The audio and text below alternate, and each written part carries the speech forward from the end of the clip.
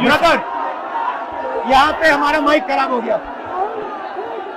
और public meeting करना मुश्किल है। जी बिल्कुल ठीक बात है। तो मैंने सोचा कि हम थोड़ा यूपी के बारे में बातचीत कर लें और आप अपना पर्सपेक्टिव हमें बताइए, हम आपको अपना पर्सपेक्टिव बताते हैं, थोड़ी डिस्कशन करते हैं। और ठीक बात है।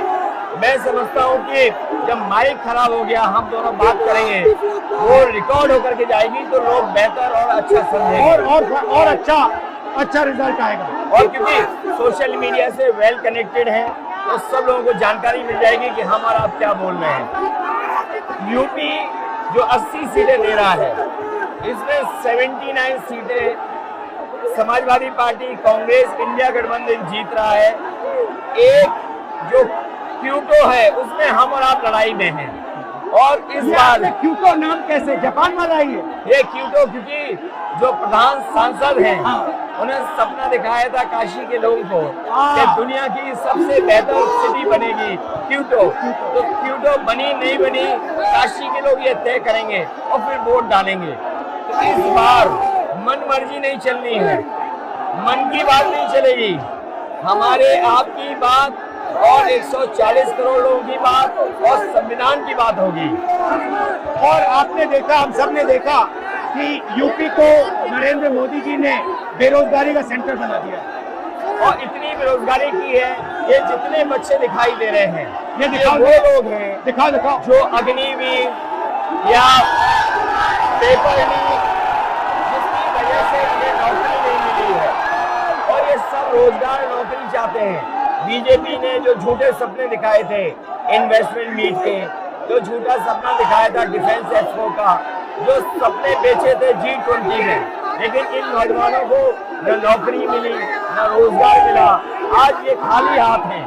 तो इसलिए हमें और आप मिल के जो आपने कहा, जो इंडिया गठबंधन कह रहा है कि 30 लाख बच्चों को नौकरी दी जाएगी, उस दिशा में हम लोग काम करेंगे। और पहली नौकरी पक्की स्कीम जिसके माध्यम से हर ग्रेजुएट को नौकरी का अधिकार, बेहतरीन ट्रेनिंग और बैंक अकाउंट में 1 लाख रुपए साल के। आपने नोट किया कि मोदी जी खटाखट बोलने शुरू कर दिए। ये आपके खटाखट के बाद वो रटारट खटाखट कर रहे हैं। अच्छा, आप एक बात बताइए, मुझे क्यूरियोसिटी है, थोड़ा आप अपने पापा के बारे में मुझे बताइए। जी, मुलायम सिंह यादव जी के बारे में बताइए। आपने उनसे क्या सीखा? नेताजी और उनके साथ के लोग बिल्कुल जमीनी राजनीति करते रहे। हालांकि नेताजी कुश्ती, पहलवान और गांव के थे। करते हो कुश्ती? नहीं, मैं कुश्ती नहीं कर पाया जीवन में, क्योंकि मैं मिलिट्री स्कूल में चला गया तो कुश्ती नहीं कर पाया।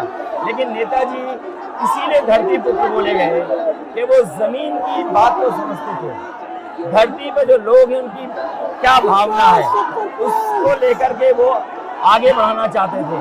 और आपका इस क्षेत्र से और इस शहर से आज का लगाव नहीं है, न जाने कितने सालों पुराना लगाव है। जो इमोशनल कनेक्ट आपका इस शहर और शहर से है वो शायद और किसी राजनीतिक परिवार का नहीं होगा। तो नेताजी से उनका हार्डवर्क और अपने लक्ष्य के लिए लगातार काम करते रहना, जो गैर बराबरी की लड़ाई डॉक्टर राम मनोहर लोहिया यहीं लड़े थे। हालांकि हमारी आपकी विचारधारा की यहाँ टकराव रहा, लेकिन हमारे व्यक्तिगत या जो सिद्धांत में कभी समझौता नहीं हुआ। सिद्धांत को लेकर के हमने आपके साथ खड़े हुए और कई बार खड़े हुए, और आपकी भी पार्टी सिद्धांत से बहुत करीब रही समाजवादियों के। बट मुझे लगता है कि अब एक नई तरीके की पार्टनरशिप बन रही है, क्योंकि जो इस बार हमारा कोऑपरेशन है, शायद पहले ऐसा कोऑपरेशन नहीं हुआ। मतलब बिल्कुल सब जुड़ गए। सबसे अच्छा ये है कि जितना उन्होंने कहा 2 लड़कों की जोड़ी, उतना युवा आपसे, हमसे, इंडिया गठबंधन से और जुड़ गया। तो ये नेचुरल अलायंस है, और नेचुरल अलायंस इसलिए लोग महसूस कर रहे हैं कि वो चाहते हैं कि नौकरी और रोजगार मिले,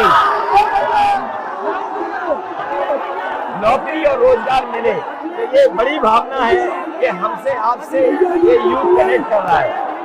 सबसे सबसे बड़ी बात, महंगाई की चोट सबसे ज्यादा इन लड़कों को लगती है। हमारी थिंकिंग है और आपकी भी है कि ये जो 22-25 लोगों को नरेंद्र मोदी जी ने पूरा का पूरा धन पकड़ा है, उसको ठीक करने के लिए जो हमारे युवा हैं, माताएं बहनें हैं, उनको डायरेक्ट बैंक अकाउंट में पैसा देना है। देखिए, ये जो लोगों के पास पैसा पहुंचने से जो अर्थव्यवस्था को लाभ मिलेगा, मैं समझता हूँ इनका भाग्य भी बनेगा और देश की अर्थव्यवस्था ही बेहतर होगी। ये जरूरी स्कीम है कि इनके अकाउंट में पैसा पहुंचे, जिससे थोड़ा बहुत जीवन स्तर इनका भी अच्छा हो। नरेंद्र मोदी जी डिबेट से क्यों डरते हैं? क्योंकि वो सच का सामना नहीं करना चाहते। पूरा उनका झूठ का गुब्बारा है। वो बीजेपी और बीजेपी के लोग मन मर्जी से चलते हैं, अपनी मर्जी से चलते हैं, और उनको लगता है कि डिस्कशन की कोई जरूरत नहीं है, क्योंकि वो सब कुछ जानते हैं।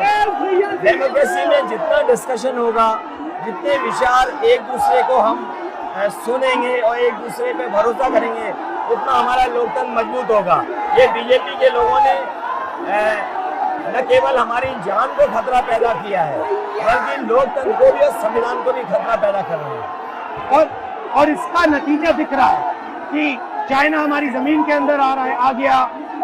ये बेरोजगारी बढ़ती जा रही है, जो प्रोडक्शन होता है वो नहीं हो रहा है, और पूरा का पूरा एक्सटॉर्शन, ईडी, सीबीआई, ये लोग मतलब एक्सटॉर्ट कर रहे हैं। कई बार सुनने को मिल रहा है और सरकार स्वीकार नहीं कर रही है, लद्दाख की हमारी सीमाएं सुरक्षित हो गई, और अरुणाचल के आसपास या सीमा जो चीन से छू रही है वो बहुत असुरक्षित है। तो चीन से जहां हमारा सीमाओं का खतरा है, वहीं चीन से हमारे बाजार को भी खतरा है। तो कहीं ना कहीं हम लोगों को अपनी मैन्युफैक्चरिंग इकोनॉमी और मैन्युफैक्चरिंग इकोनॉमी को बढ़ावा देना पड़ेगा। और ये जो स्कीम्स है, पहली नौकरी पक्की और महालक्ष्मी, ये मैन्युफैक्चरिंग सिस्टम को, इकोनॉमिक सिस्टम को जंप स्टार्ट करने के तरीके हैं। ये बहुत अच्छा जंप स्टार्ट होगा। इसको अगर फोकस होकर के आईआईटी, पॉलिटेक्निक, इंजीनियरिंग कॉलेजेस को, इन सबको इकोसिस्टम में ला करके, मैं समझता हूँ युवा नौजवानों को अच्छी नौकरी और रोजगार मिल पाएगा। और हमारा लक्ष्य है कि सब, हर जात को भागीदारी मिले, स्पेस मिले, हर इंस्टीट्यूशन में, बिजनेस में, एजुकेशन के सिस्टम में। तो वो हमारा, हम दोनों का लक्ष्य है। बिल्कुल। और क्योंकि जो बात सभी दल कहते थे, आज इंडिया गठबंधन कांग्रेस भी कह रही है कि सामाजिक न्याय जरूरी है, जाति जनगणना जरूरी है। देश के लिए ये बड़ी चीज है। जो दुनिया में अमेरिका है, यूरोप है, अपने उन लोगों के लिए जो पीछे छूट जाते हैं, उनके लिए कुछ काम करते हैं। तो हमारा जो देश जाति के आधार पर पिछड़ा है, तो इसको आगे बढ़ाने के लिए ये बड़ी भूमिका होगी इस बार। बहुत अच्छा लगा, अच्छी बहुत मीटिंग अच्छा रहा, बहुत अच्छी मीटिंग है। मुझे लगता है कि ये यूनिक मीटिंग है।